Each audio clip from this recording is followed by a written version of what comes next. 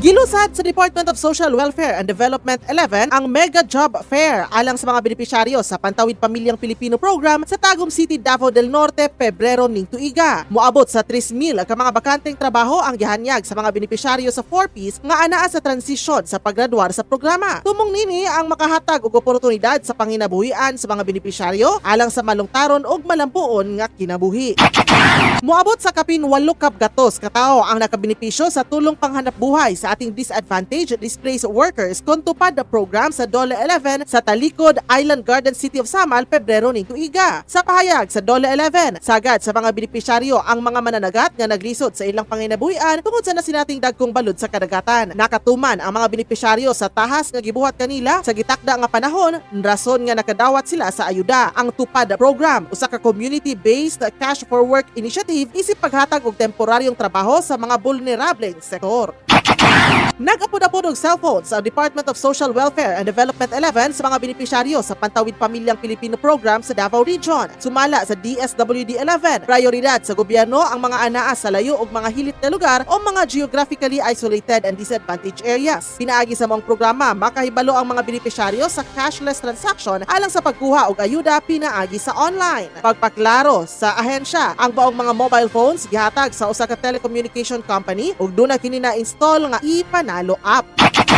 Gikalipay sa Barangay Council sa Panakan, Davao City ang pagbuntar og duha ka bag-ong traffic light sa crossing Malagamot sa maong barangay. Sa impormasyon gikan sa Barangay Council, nagpadayon ang pag-instalar sa maong traffic light nga gilaumang dako ang tabang sa mga pedestrian alang sa luwas nga pagtabok. Gawas sa mga pedestrian, gilauman sab nga makatabang kini sa dagan sa trapiko sa lugar, ilabi na alang sa paghiya sa mga motorista aron nga malikay sa mga disgrasya. Samtang giinstalar sa lokal nga panggamhanan sa Banay-Banay, Davao Oriental ang 28 ka mga solar street light sa barangay poblasyon nga gipundohan ilawom sa Seal of Good Local Governance Fund nga dakong tabang sa mga motorista o residente sa lungsod.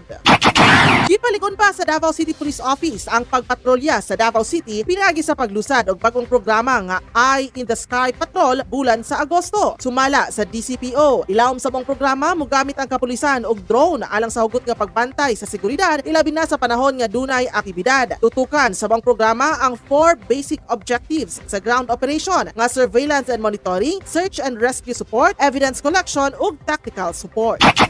Gikumpirma sa Department of Education 11 nga dunay mga pribadong tulungaan sa Davao del Sur ang nalambigit sa mga giingong ghost students alang sa Senior High School Voucher Program. Sumala ni Ginilito Atilio ang tigpamaba sa DepEd 11 ang mga impormasyon gikumpirma sa DepEd Central Office. Butang nga gisubay gilayon sa Regional Office ang report aron nga masigurong lehitimo ug tinuod nga mga estudyante ang nakabenepisyo sa programa. Ang scholarship program maghatag og kantidad sa subsidiya sa usa ka estudyante nga motungha og senior high school sa pribadong tulungaan. Tumong niini ang maalibyuhan ang mga ginikanan sa galastuhon sa pagtungha sa ilang mga anak. Alang sa mga highly urbanized city, anaa sa 20,000 pesos matag estudyante ang madawat samtang magdepende na ang kantidad sa ubang lungsod subay sa gitagan ng klasifikasyon. Pagpaklaro sa DepEd 11, walay personal nga kwarta nga ginahatag sa mga benepisyaryo tungod ang mga tulungaan ang maghatag og datos sa DepEd pinaagi sa Private Education Assistance Committee ug direktang bayaran sa ahensya ang eskwelahan.